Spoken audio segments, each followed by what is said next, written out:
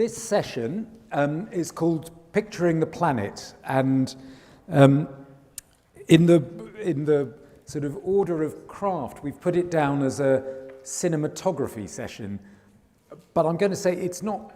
It's as much about the films you're doing and the way you're doing them as it is about the, production of the images. And I think, so we're going to look a bit broadly at what image making is for this particular subject. I mean, the planet, when I say planet, I actually mean picturing climate breakdown, but I didn't think that sounded as good as a title, because that is what we're talking about.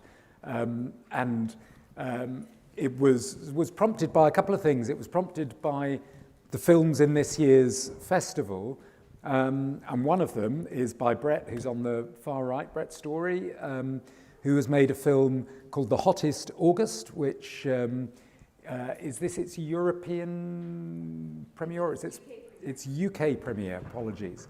So it's UK premiere in Sheffield, and that's a really, we'll see as we talk about it, that's a really interesting approach to depicting or talking about climate breakdown.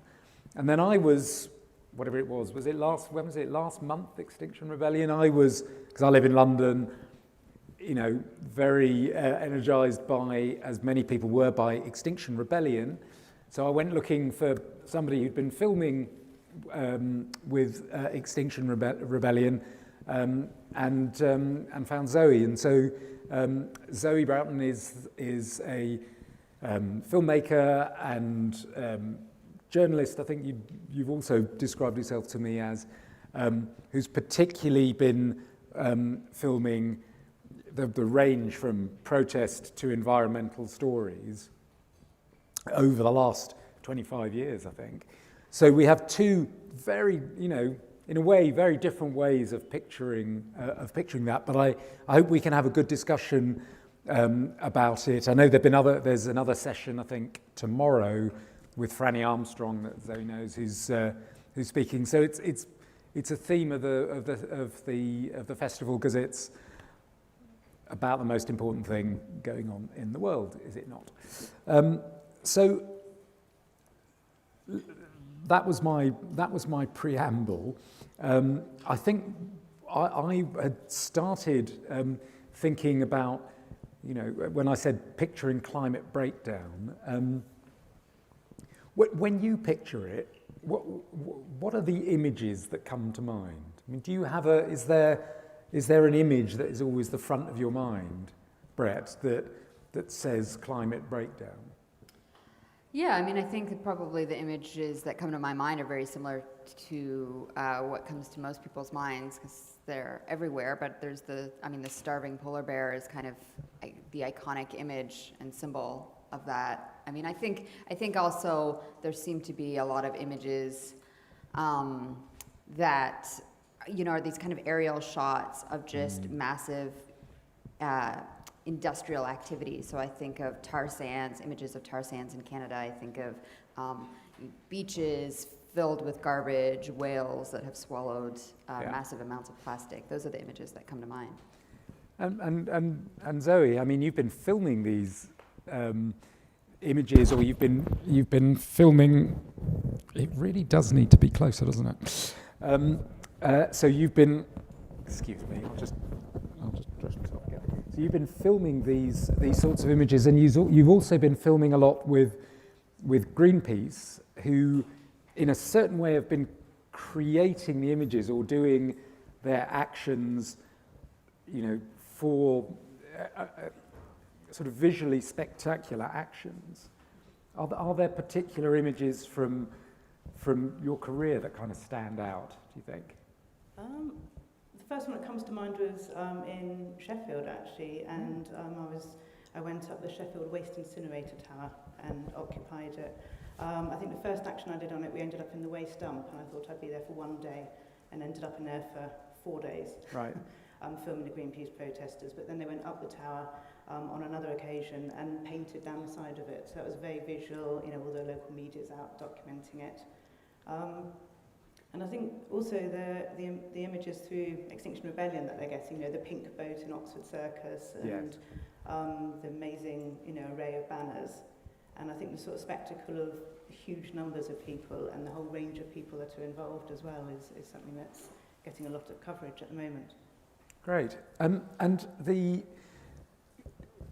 I suppose the question behind the session is also, are the images that we're choosing, whether as a director or as a DOP, are we choosing the right images? I mean, I suppose that is the main question of the session. Are we, by showing either the sort of the beauty of the world we're losing or the destruction, those tar sands images or deforestation or polar, well, maybe not so much the polar bears, but those images of devastation, are they the right images to choose, do you think? I mean, for the right images.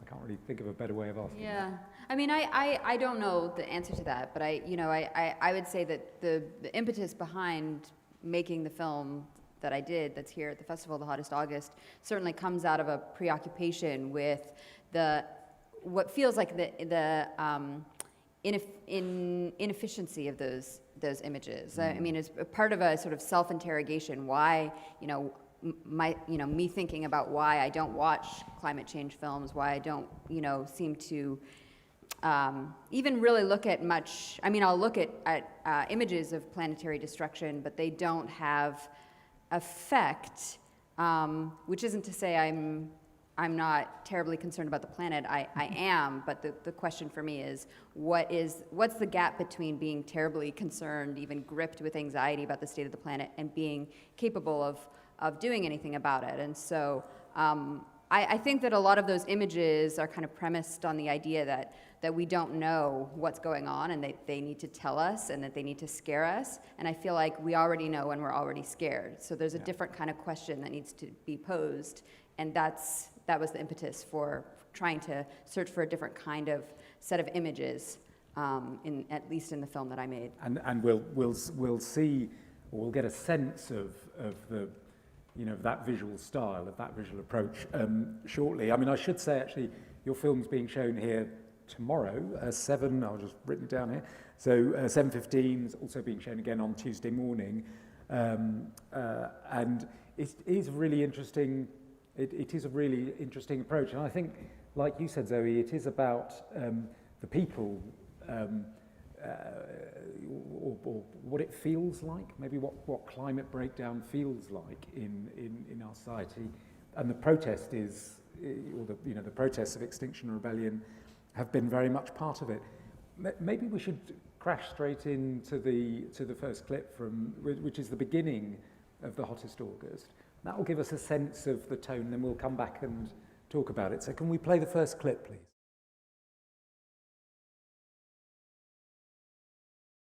So I love the notion of of a memory of the future, which takes some processing actually to think about it. But the film is in a way looking back on that month in 2017 as if we're in the future, as if we're in the far future, isn't it?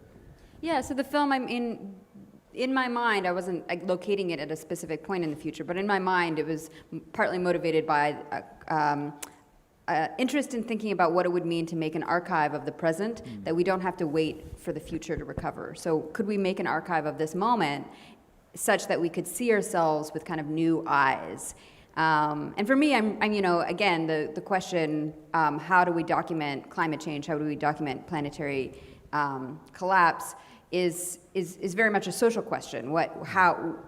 How are people behaving at this moment? What are we thinking about? What are we doing? Why can't we seem to do anything about it? What's at the root of paralysis? And so the premise of the film is that it's filmed entirely over the course of 1 month, the month of August, in New York City. And I just walk around the city and I talk to people about various things. And then there's this narrator that comes in. So the idea, again, is sort of like creating an archive of a moment in time that we can watch immediately, so as to try and figure out what you know, what are we doing with our own anxiety? And the what people are talking about is not climate breakdown. They're not specifically addressing the subject, are they? I believe the question you were asking them about was, what's your concern about the future? Yeah, or even what do you worry about? So I would talk to them about anything, really. People would talk about their jobs or their homes or, you know, their neighborhoods. But I was really just sort of, how are you doing? What are you thinking about these days? What do you worry about? And what was interesting is every time I asked, what kinds of things do you worry about?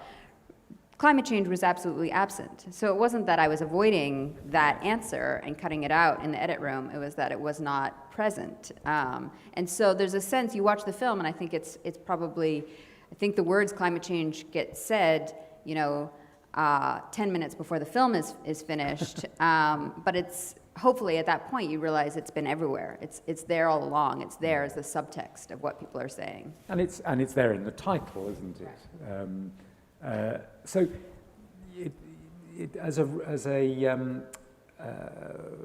sorry, what am I saying here? The reaction to it, have people reacted to it as a climate change film? Is that what you're saying it is? Yeah. Well, so the log line that we give to festivals, and this is, it's a sort of debate. Do we say it? Is it better to sort of see if people come to that conclusion themselves? But the log line we've been giving is that it's a film about climate change disguised as a portrait of collective anxiety. So the idea is that, again, we're offering it and saying, hey, this is a climate change film. And then you start watching it and you think, this doesn't seem like a climate change film. Nobody's talking about the environment. We're running around New York. I don't see any, well, actually, there's a lot of animals, but you don't see, those iconic images of environmental destruction or even beauty per se. It's very urban and social. But the invitation is to rethink what constitutes a climate change film and to suggest that, because the film is actually also very much about this, late capitalism. It's set in New York during a month in which, the rise of white nationalism was very much part of the news cycle, as well as hurricanes, as well as wildfires. So those become part of the conversation to think about, okay, can we talk about white nationalism as actually a climate change question? And I don't give, the film doesn't offer an exact answer, but it's an invitation to try and make these links. Great.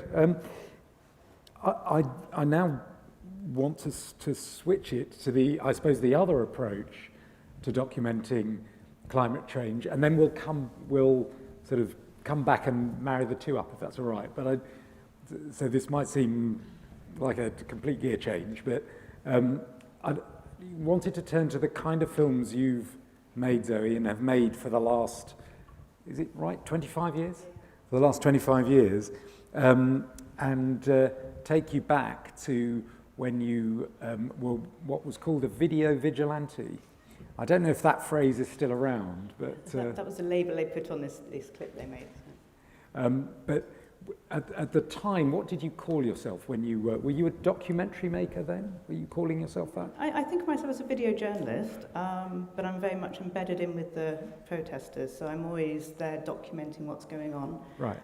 But I get the access into what's going on. People tip me off if there's things that are going to happen that they want covered.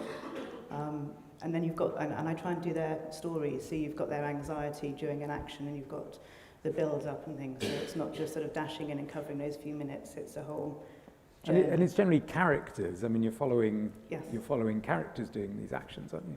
Yeah. So can we maybe show that, and I hope that's in that order, the first Zoe clip, please.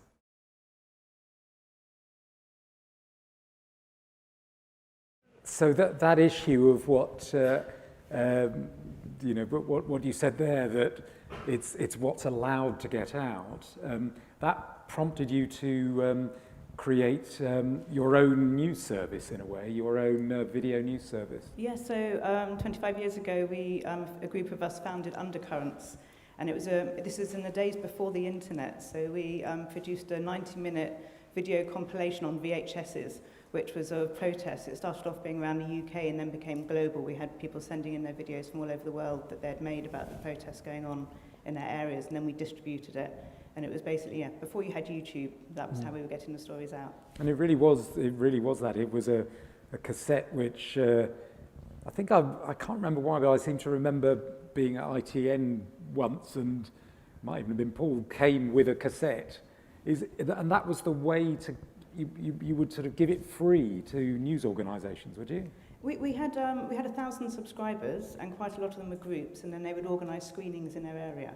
And then we also got it out to loads of sort of festivals and events that were going on all over the place, and organised sort of Q&As afterwards. And the types of, I mean, obviously that's only a selection, a sort of report about you, but looking again at those Greenpeace protests, was there, and were you all talking about, well, how do we get the best picture that could be, you know, used on the news or end up in the daily paper? You know, the best image, like of a polar bear on an ice floe sort of thing.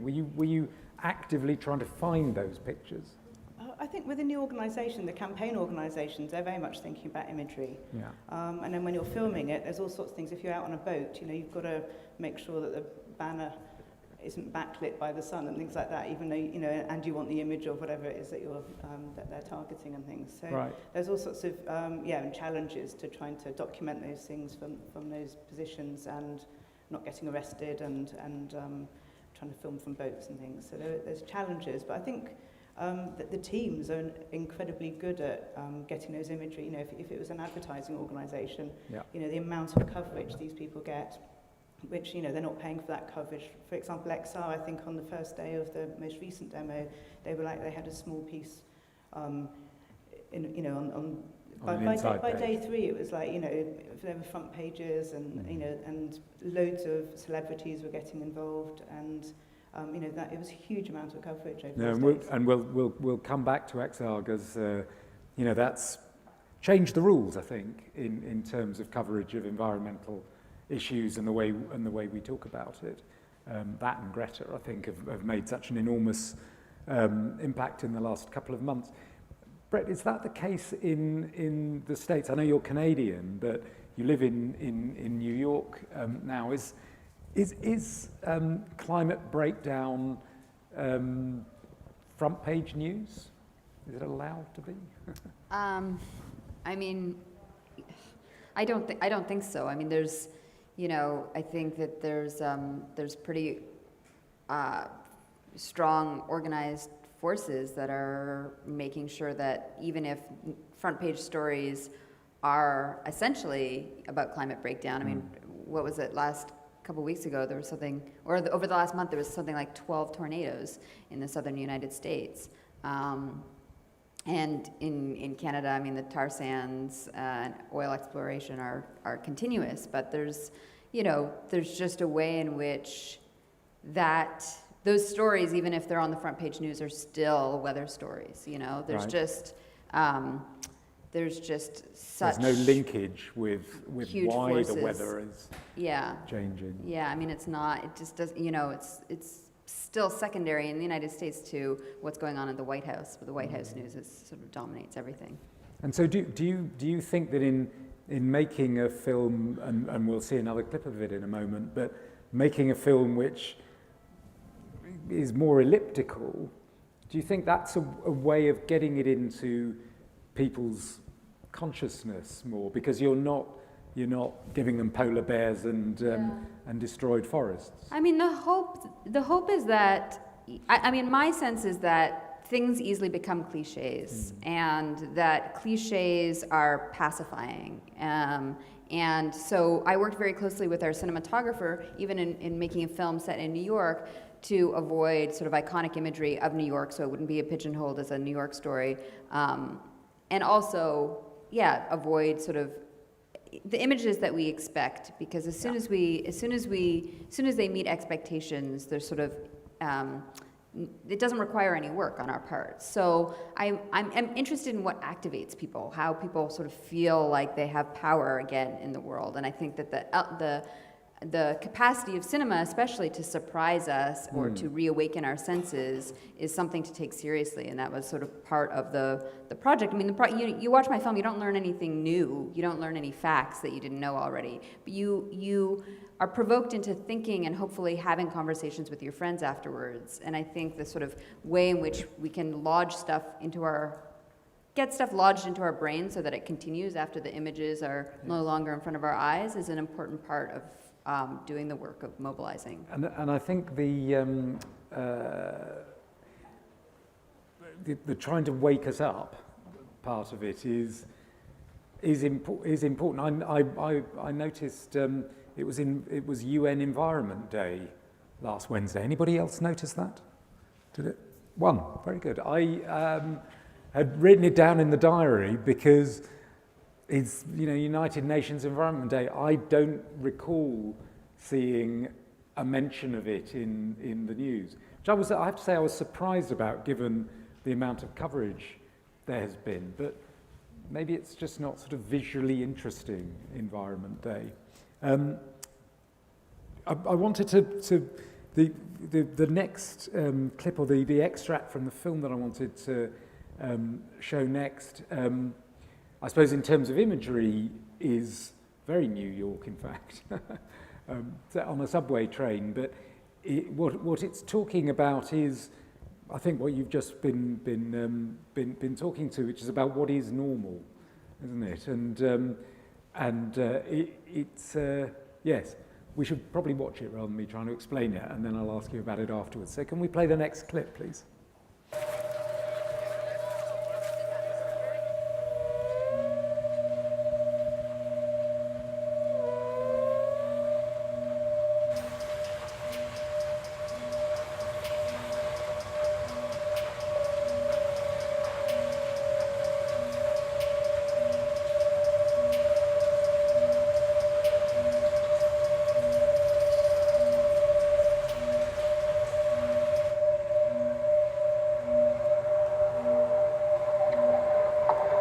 There is a scientific and ideological language for what is happening to the weather, but there are hardly any intimate words.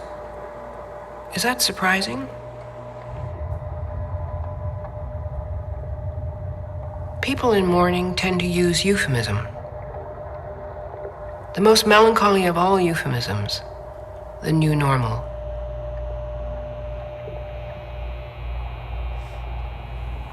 It's the new normal, as a beloved pear tree, half drowned, loses its grip on the earth and falls over. The train line to Cornwall washes away, the new normal. We can't even say the word abnormal to each other out loud. It reminds us of what came before, the way season followed season. What used to be is painful to remember. Chilly April showers, July weddings that could trust in fine weather. At least, we say to each other, at least August is still reliably ablaze.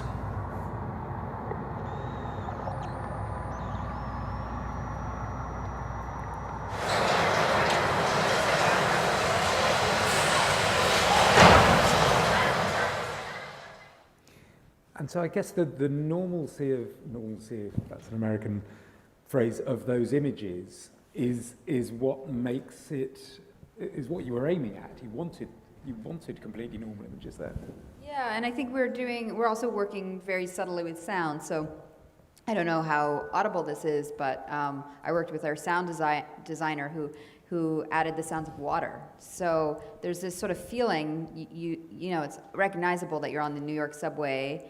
And the images are long. I mean, I work a lot with sort of slow imagery, and the point is that it registers in one way at first glance, and then you have to sit with it long enough that things start to maybe become strange or abstract, and you see it again. And so for me, that passage, which is from a Zadie Smith essay, is already so devastating.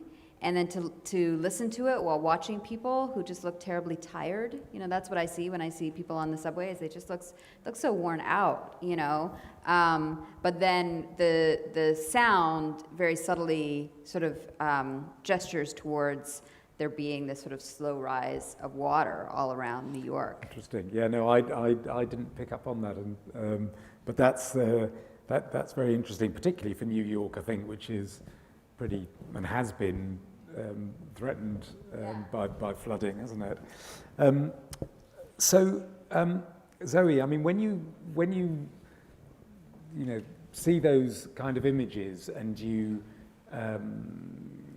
see that film, and then you compare it to what happened whenever it was 2 months ago with Extinction Rebellion, which I know is in other countries, but was sort of headquartered, it seemed, in London, at least for that week. Do you think that those images, or that way of looking at it, is I suppose can add to the sort of protest imagery that you've been filming with XR? Well, I guess in those images people aren't sort of aware, and they're not, the whole sort of Greta, act as if your house is on fire. Yes. And they're sitting there in the subway in the train, hottest, yeah. and in this hot August and things without, I feel like with the protests, people are suddenly waking up to it. And then I think what you're seeing is this mass of people who suddenly go, I'm not just going to sit there, I'm going to actually do something, and people are using whatever skills they've got. So if they're musicians, they're writing songs and playing music about it, and if they're kids, they're painting placards and walking out of school. So suddenly it's an empowerment of everyday people. I mean, it's interesting. I saw that there've been a number of, I think when the event happened, a number of documentary makers have, they recognise that it's a thing that this is a moment. I understand that the director of The Cove, the film The Cove, has had a crew filming Extinction Rebellion, the protests, particularly on Waterloo Bridge. And it's interesting to know if those pictures, I don't know if people are sort of aware and familiar of what XR is. If I just, forgive me if I sort of explain it again, but the Waterloo Bridge in London was blocked. This was, when was it, the 15th of April, something like that? Middle of April. So Waterloo Bridge was blocked and effectively turned into a garden. They brought in plants and trees, and no traffic was going across it. It was owned by XR. Same thing for Marble Arch and Parliament Square. And Parliament Square, very iconic location in London. I mean, do you think those? We'll look at a clip from XR in a minute, but do you think those images will come to be as iconic as perhaps Greenham Common was back in the day? Yeah, but I think they're going to keep coming, these images as well. Like, I think this is, just the beginning. It's going to grow, and there's a lot of camera people covering it, but there is just so much amazing imagery when you get there, and so many interesting characters to follow and things. So, yeah. So let's have a look at one of those sequences, or it's sort of two really, in something you filmed in XR. And I should say that although Zoe does have big cameras, this was shot on an iPhone, wasn't it? Yeah, the two one people, those two clips. Yeah. So let's play the next clip.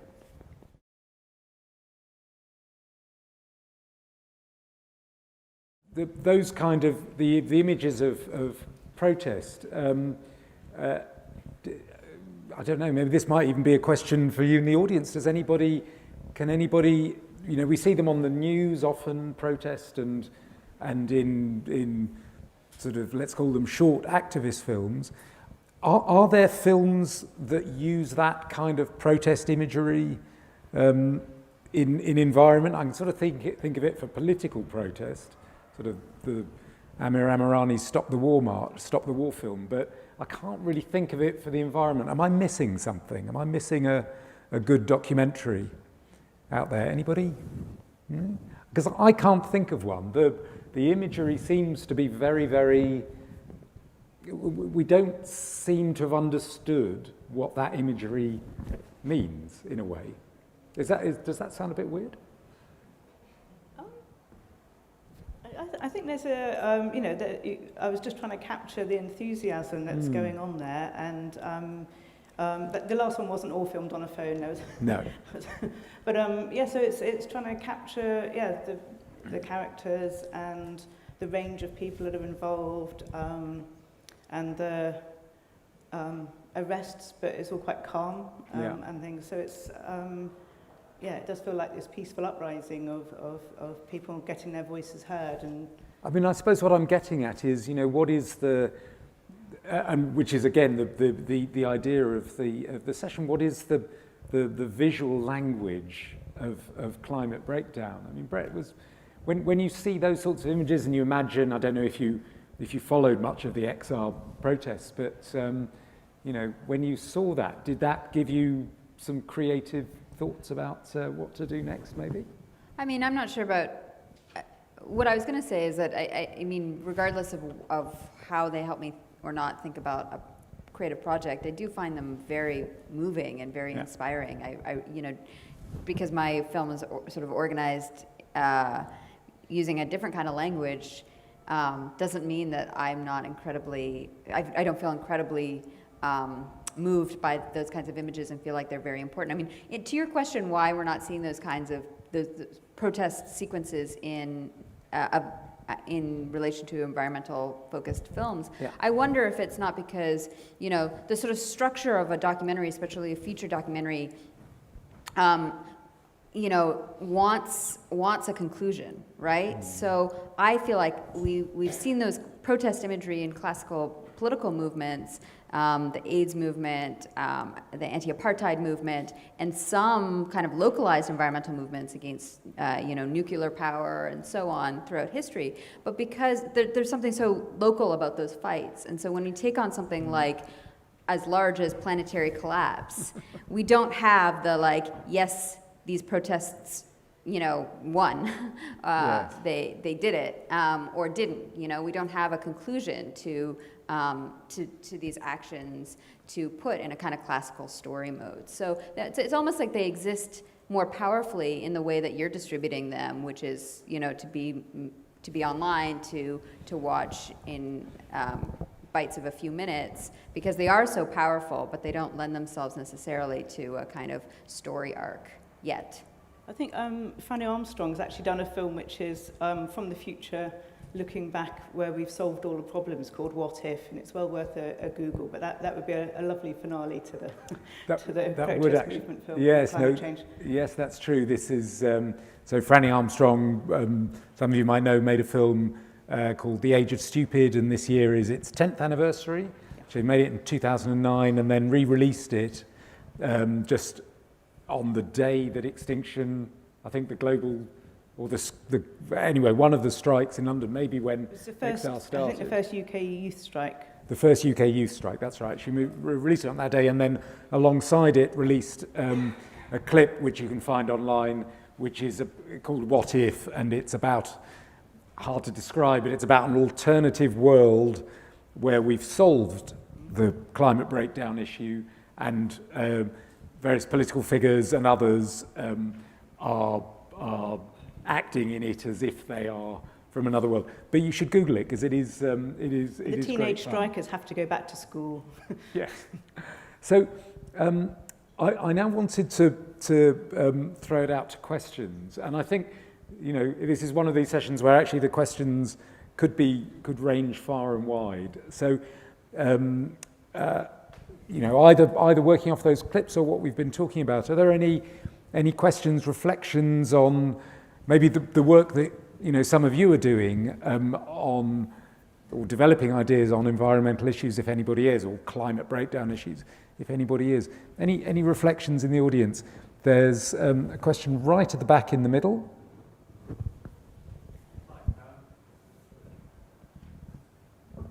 Yeah. Hi, thank you for sharing that. I think it's amazing work and wonderful to see how the two completely different approaches you have. I think what I'm interested in, and this is very much one of the things we were just talking about, of is there any work that's being done?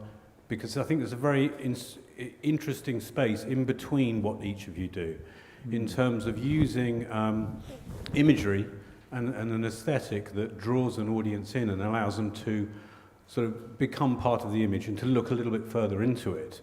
And then alongside that, the sort of the more urgent kind of reality, the more visceral nature of Zoe's work. And I think there's an interesting space in between that, which I haven't seen yet, where I think that is a way of communicating ideas that perhaps go to people's hearts a little bit more, rather than because, you know, being critical, or not even critical, we've all become slightly immune to news footage. And I think finding something that sits in between is very interesting. Does anyone have any thoughts on that? On what the in-between would be? I mean, I find this a really challenging question, and I've made films on a range of topics. My last film was about the U.S. prison system, and it similarly grappled with sort of the question of what it takes for people to be moved to change something that's become so normalized as to be invisible. And I find, you know, it might be that I'm cynical, I'm not sure, but I'm terribly worried that it's just not enough to appeal to people's hearts. I mean, I think my heart is deeply affected and concerned about the future of the planet and the consequences already being enacted for some people. And that doesn't help me realize my capacity to do anything about it. And so there still does seem to be, for me, the gap is not just, you know, between these kinds of approaches, but how do we appeal to people's hearts or emotions, but in a way that also connects them to a sense of collective power. And I do think that that's what's really powerful about these kinds of images, is that you see collective action in collective power in action. And, you know, a big sort of takeaway from, you know, not that my film really has spoilers, but if you watch my film, there's a kind of, you leave sensing a sort of deep individualization that's really kind of conditioning the passivity of a lot of people. Like, people might be concerned or they might not, but they all feel terribly alone. And so what is the, you know, or unable to feel like they have effect in the world. And so that becomes, for me, the sort of gap to be filled. So the collective action, I thought the Declaration of Rebellion, I hadn't really heard it before, funnily enough, before seeing it in that clip, and I thought that was quite a powerful statement, actually, isn't it? You know, just a declaration of rebellion, just as a concept. So thank you for that question. There's one here in the fourth row. Sorry, I'm making you run a bit. In the fourth row at the front here. Sorry, no, in the fourth row up here, in this next block. There we go.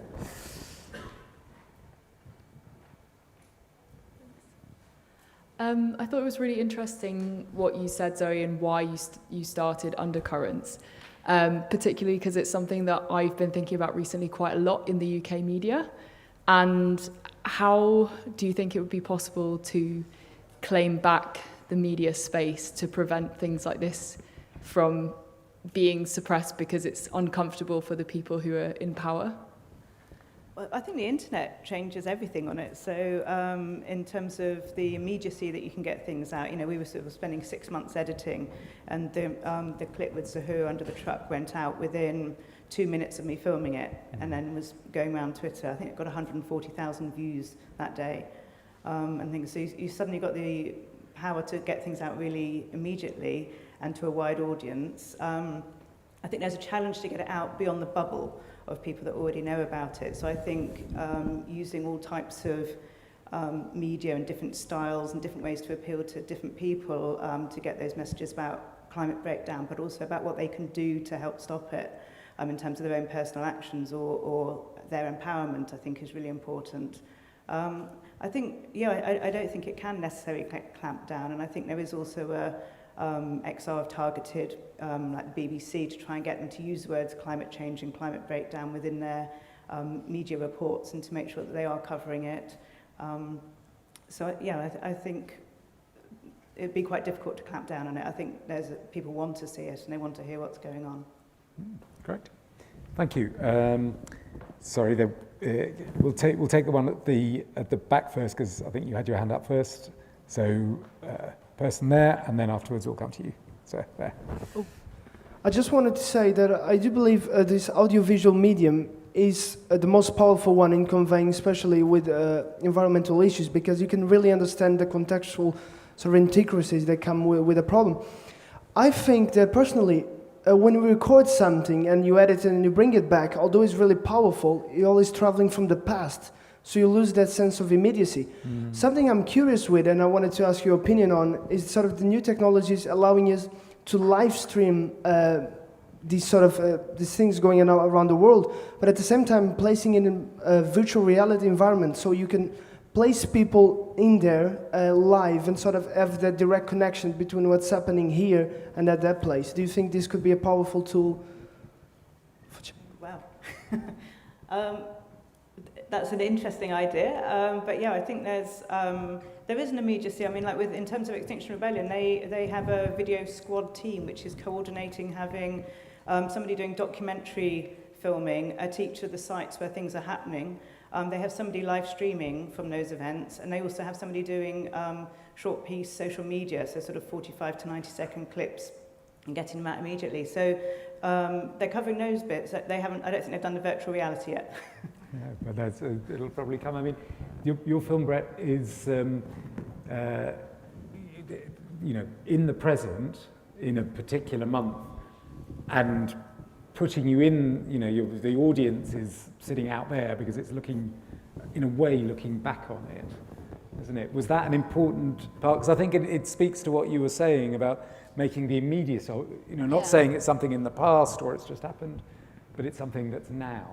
Well, I think that there's, moving images have different capacities, and I certainly do think, and I think, things like planetary collapse require multiple strategies. So I think that there's room and necessity to sort of take advantage of how the technology offers, as you say, a sense of immediacy, bringing action that's happening now to audiences all over the world. And I think that there's also room for a sort of slower burn, and that's more the mode that I work in, is to sort of, I made this film, the images are slow, but also I thought about how to make a film that would have a long life and that could change meaning over time. So it's meant to register in a certain way now. What does it mean to look at, a month and a place just a year and a half ago with the sense of, a sense of the present that we're part of, but also be thinking ahead and invited to think ahead to how these images will be interpreted by future generations, and to sort of start to occupy that thinking. I mean, I think hindsight is a really interesting, opportunity, but can we have hindsight before time has passed? This is sort of the question. Present hindsight. Can we already begin doing that work of reflecting on ourselves and our collective what we're doing at this moment? Great. We'll just take the last question from that gentleman there. Thank you. I'm as well as a filmmaker, I'm a local science teacher in the Sheffield region, and a couple of my students have been protesting. I'm pretty proud of them. But the ones that haven't been protesting, what's been interesting is when you ask them why, it's not because they don't care about climate change, it's because they don't really see themselves fitting into the protests, or the issue isn't as big as it is for them because they have other issues to care about, like poverty and stuff like that. What I was wondering is that, do you think that documentaries are missing a massive gap in terms of those pictures are very emotional, but only if you see yourselves in them? And do you feel that, in particular for younger audiences, but also audiences from working class backgrounds, the subject of climate change may not be appealing to them as much because they're not seeing themselves in the stories that we're telling? Very interesting. Who wants to grapple that first? I think it's a great question, and it's something that I thought about a lot in making this film. And it's sort of interesting. I hope it's interesting to think about as a climate change film, because the actual content of the film is very much about economic precarity. So it's most of the film is made up of conversations with people around the city of New York, and when I ask people what they worry about, it's housing, it's jobs, it's rent. There's a scene that takes place in housing court in the Bronx, in a predominantly black neighborhood. And so, again, the invitation is not just to say, hey, let's not judge people for not participating in these protests, but to be sympathetic to what people have going on in their lives, and also to think about these as related. So, you know, I think it's really interesting the way in which people feel. There's a way in which diminishing environmental resources dovetail with diminishing economic resources for many people, and so you feel poor and you're stressed out about rent, and it's that anxiety gets wrapped up in also an overwhelming sense that there's not going to be enough water in 20 years. I mean, XR had a pretty wide age range, didn't it? And particularly if you then put the school strike movement on it, it kind of covers everything, doesn't it? It does. I mean, but obviously, you know, they want it to be as diverse as possible, really, because it's, you know, the consequences are going to affect everybody, and so, and they want to make sure that there's a place for everyone to feel comfortable within their movement. I mean, it is an interesting question though about how you make these movements feel inclusive in terms of social class and, you know, just everybody's particular situation. That it's not a, you know, the let's say some of those cliches about the environmental activist, that sort of everybody should be in some way an environmental activist, I guess. Yeah. So, listen, well, the bell has tolled. Hopefully it doesn't toll for the planet for a few decades. We should all do something about that. Thank you very much to Brett Story and to Zoe Broughton. Round of applause, please.